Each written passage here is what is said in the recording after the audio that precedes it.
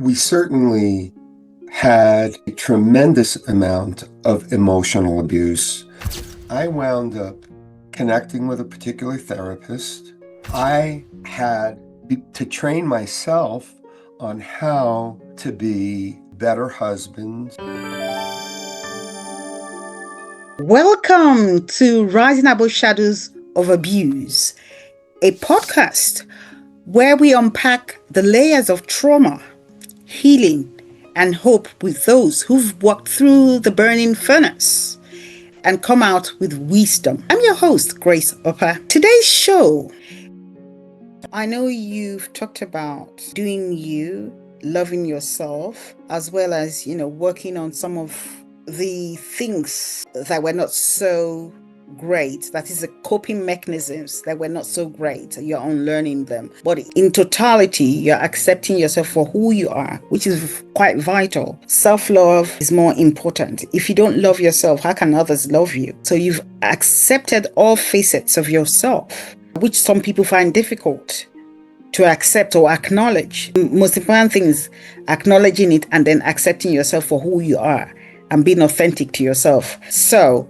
in so doing, would you say that from your upbringing, was there any form of trauma that manifested in your adult life, professionally and personally? Well, trauma, we certainly had a tremendous amount of emotional abuse, which propelled me to really unlearn. And I have to say, when we moved down to Fresno in 1987, I had done some additional, not only did I do my residency in diagnostic radiology, but I also did additional fellowship training to become more specialized, essentially. So we had lived in San Francisco for 3 years. And then when we moved to Fresno, I began a job. I was recruited by this big community group of radiologists,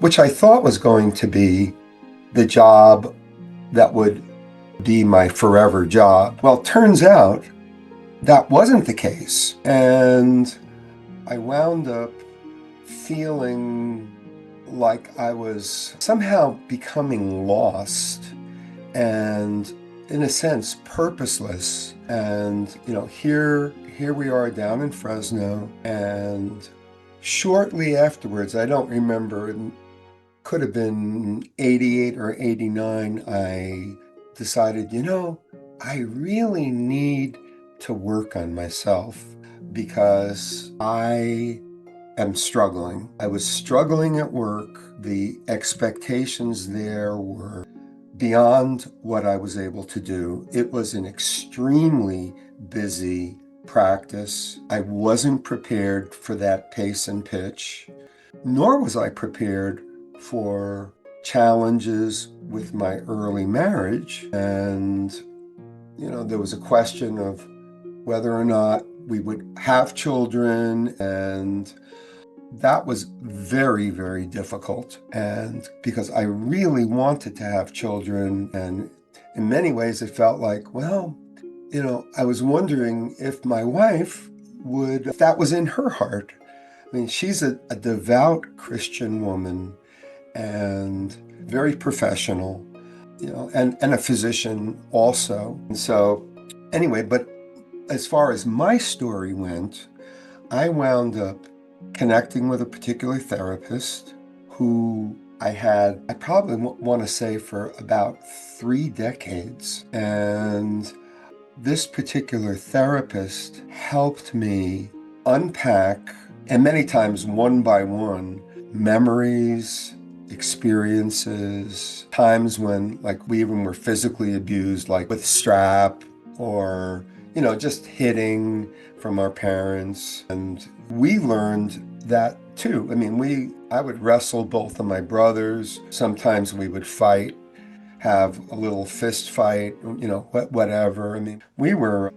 It was a very, in many ways, very unloving, survival-oriented childhood, with some joyful things that happened. Don't get me wrong, it wasn't always just chaos, we did do some things together as a family which were very joyful and, etc. But anyways, I guess where I'm going with this is I had to train myself on how to be better husband and become the father that I never had. And I am turning the clock to now at age 71. I am very proud my role as father to my children, two of whom are living, and arguably one, or you might say two children have already graduated and are up in heaven. But